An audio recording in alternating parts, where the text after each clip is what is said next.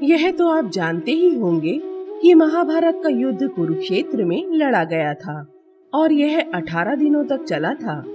इस युद्ध को धर्म युद्ध भी कहा गया है क्योंकि यह युद्ध सत्य और न्याय के लिए लड़ा गया था। पर क्या आप जानते हैं कि इस युद्ध के दौरान कई वीर योद्धा मृत्यु को प्राप्त हुए। श्री कृष्ण ने धर्म की रक्षा की और इसी युद्ध के दौरान श्री कृष्ण ने अर्जुन को गीता का ज्ञान भी दिया।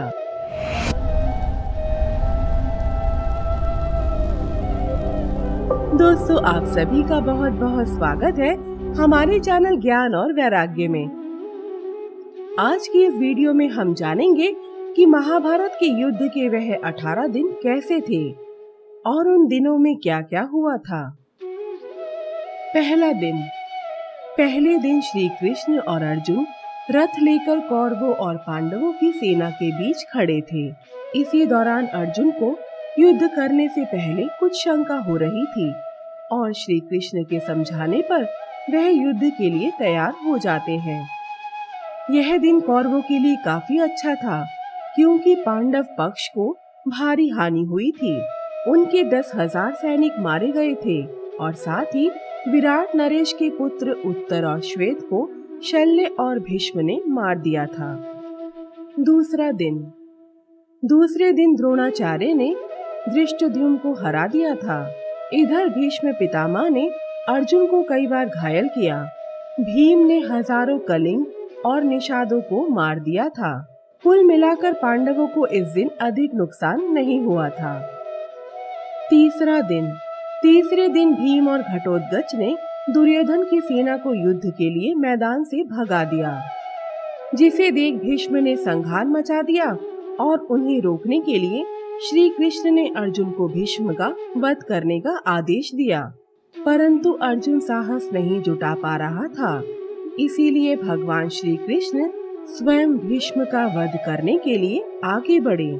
परंतु यह देखकर अर्जुन ने भगवान को आश्वासन दिया कि वह पूरे साहस के साथ युद्ध करेगा। चौथा दिन। चौथे दिन कौरवों की तरफ से अर्जुन को रोकने का प्रयास सफल नहीं हुआ। साथ ही भीम कौरव सेना में हाहाकार मचा देता है और दूसरी तरफ अर्जुन और भीष्म पितामह का भयंकर युद्ध होता है। पांचवा दिन। युद्ध के 5वें दिन भीष्म ने पांडव सेना में हाहाकार मचा दिया था और सात्विकी को युद्ध से भागने पर विवश कर दिया था। इसके बाद अर्जुन और भीम ने भीष्म पितामह को रोकने के लिए उनसे युद्ध किया। छठा दिन। इस दिन दुर्योधन बहुत अधिक क्रोध में था, लेकिन भीष्म ने उसे आश्वासन दिया और उन्होंने पांचाल सेना का संहार कर दिया। सातवां दिन। सातवें दिन अर्जुन कौरव सेना पर हावी हो जाता है।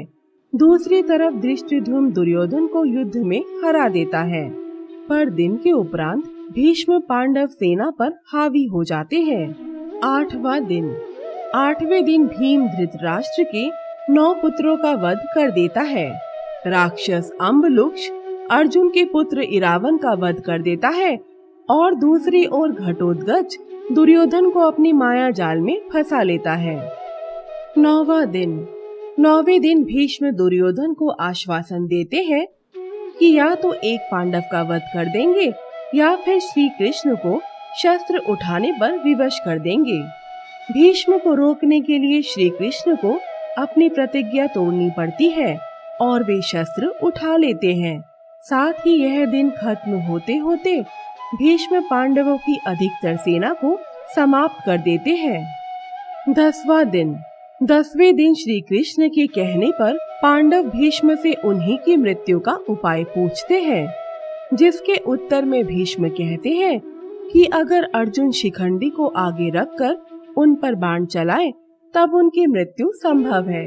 अर्जुन उसी दिन भीष्म को बाणों की शैया पर लिटा देता है, परंतु भीष्म प्राण नहीं त्यागते। 11वां दिन।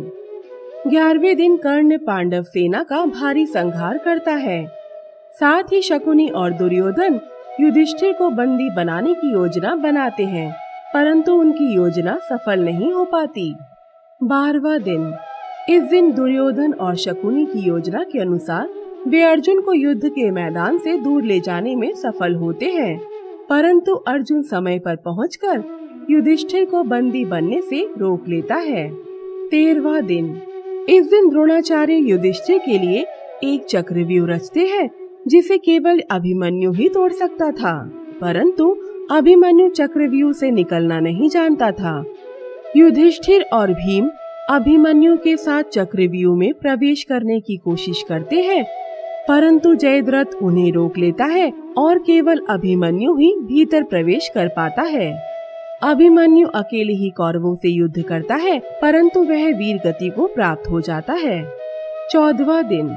14वें दिन पुत्र अभिमन्यु की मृत्यु से आहत होकर अर्जुन यह प्रतिज्ञा लेकर युद्ध मैदान में जाता है कि वह जयद्रथ का वध कर देगा, अन्यथा अग्नि की समाधि लेगा। जयद्रथ को बचाने के लिए द्रोणाचार्य उसे सेना के पिछले भाग में छुपा देते हैं, परंतु श्री कृष्ण द्वारा सूर्यास्त के कारण जयद्रथ बाहर आ जाता है, जिसके बाद अर्जुन उसका वध कर देता है। 15वां दिन। इस दिन पांडव छल से द्रोणाचार्य को अश्वत्थामा की मृत्यु का विश्वास देते हैं, जिससे निराश होकर वह समाधि लेने का निर्णय कर लेते हैं। आखिर में दृष्टिद्युम्न द्रोणाचार्य का वध कर देता है। 16वां दिन। 16वें दिन कर्ण कौरवों का सेनापति बन जाता है और वह नकुल व सहदेव से भी जीत जाता है, परंतु वह वचनबद्ध होता है, इसीलिए उनका वध नहीं करता। दूसरी ओर पांडवों में भीम दुशासन का वध कर देता है। 17वां दिन। इस दिन भीम और युधिष्ठिर कर्ण से हार जाते हैं, परंतु कुंती को दिए वचन का मान रखते हुए कर्ण उन्हें मारता नहीं है और इसी दिन अर्जुन के हाथों कर्ण का वध होता है। 18वां दिन। यह युद्ध का अंतिम दिन होता है। इस दिन भीम दुर्योधन के सारे भाइयों को मार देता है। शकुनी का वध सहदेव करता है। इसके उपरांत दुर्योधन और भीम के बीच गदा युद्ध होता है, जिसमें भीम दुर्योधन की जंघा पर प्रहार करके युद्ध जीत जाता है और दुर्योधन की मृत्यु हो जाती है।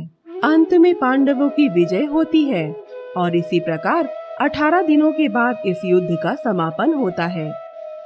तो मित्रों, आज के लिए इतना ही। आशा करती हूँ कि आपको हमारी आज की यह वीडियो पसंद आई होगी और आप सभी से निवेदन है कि अगर आपको हमारी यह वीडियो पसंद आई हो तो उसे लाइक और शेयर जरूर करें और हाँ, जाने से पहले हमारे चैनल को सब्सक्राइब भी कर दें। तो जल्द ही मिलते हैं अगले वीडियो में और तब तक के लिए नमस्कार।